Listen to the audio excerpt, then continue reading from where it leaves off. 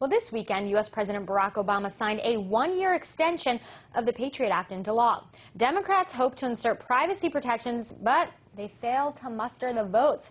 Now, critics argue that it infringes on civil liberties and gives the government just way too much authority to spy on Americans. Well, for a closer look at this story, we're joined by RT producer Lucy Kafanov. Hi there, Lucy. So talk about the controversy here. I mean, on the one hand, supporters of the bill say, look, you have to extend it because you have to give law enforcement the ability to get the information that they need, even if it means, you know, tapping into phone calls or things like that. Whereas detractors say, hey, this is a violation of civil rights, right? Mm-hmm. Well, the controversy here is that it's the Democrats who passed this thing without so much as a whisper of protest. I mean, for years we heard the Democrats, you know, railing against the Patriot Act as the very antithesis of democracy and all of the civil liberties that America stands for. We heard so much about how the Patriot Act is less about fighting the war on terror and more about unchecked police surveillance and, you know, wiretapping and illegal searches of homes and offices of private American citizens. And so to have this thing passed without any sort of debate on the Senate floor. I think it was 315 to 97 on the House floor. It's just an odd, almost submission to Bush-era policies by folks who are now presumably in power and can make these changes that they've for so long about championed. And you know, I've lived in Washington for about 10 years now, and it's just been fascinating to watch the evolution of the debate over the Patriot Act. I mean, you go back a few years and, you know, under the Bush era, the Patriot Act came to symbolize everything that could go wrong in a society that trampled on civil liberties in the name of the war on terror. And the Democrats had promised to, you know, add all of these provisions that would allow government officials to continue to fight their so-called war on terror without trampling on constitutional rights. And they failed to do that. And I mean, you know, you go back to, I don't know, campaign events even from 2006 and beforehand, and this was a key point of, you know, many Democrats, a lot of these folks who are in office talked about how they want to change the Patriot Act and take away some of these controversial provisions. And candidate Obama was actually no example. I think we have a clip about that.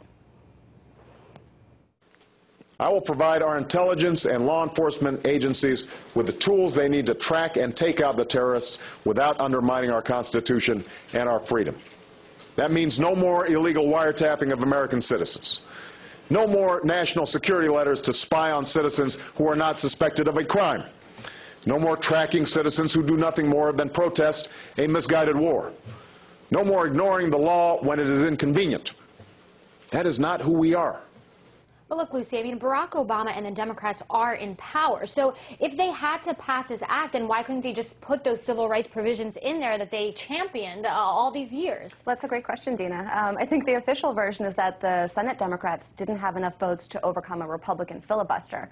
But what's underlying this is a political concern. Democrats didn't want to open themselves up to attacks by Republicans who would say, you know, Democrats are weak on terrorism and they're trying to impede the safety of Americans. And I think this actually contradicts the majority attitude by most Americans. I mean, CNN on Friday released this major national poll that questioned people about what their biggest concern is, what is the biggest threat to Americans on democracy and civil liberties, and they said it's the federal government. So if the Democrats really wanted to tackle this issue and were fearful of paying the price at the polls, I don't think this would have necessarily cost them their jobs at the polls. You know, why not open it up to filibuster and take a stand against something? I mean, if this thing is really Have you been able to answer that question? I mean, why not do that? Like you said, you know, when we look at some of these decisions made, we have to question, hey, is this a political decision? You know, does this have to do with money, perhaps lobbyists coming in there? So, you know, what do you think is that underlying sort of reason for why this extension is taking place? Well, I think that's a good question. Maybe there's this sense of, you know, we can only fight one political battle at a time. And we know that healthcare is the big, you know, thing right now. Obama definitely wants to get something passed, and so maybe they're trying to save their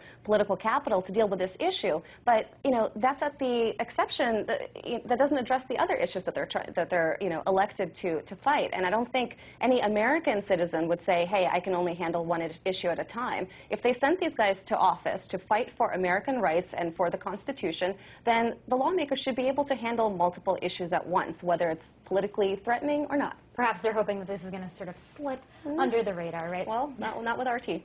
That's true. RT's Lucy Kafanov bringing us all those details.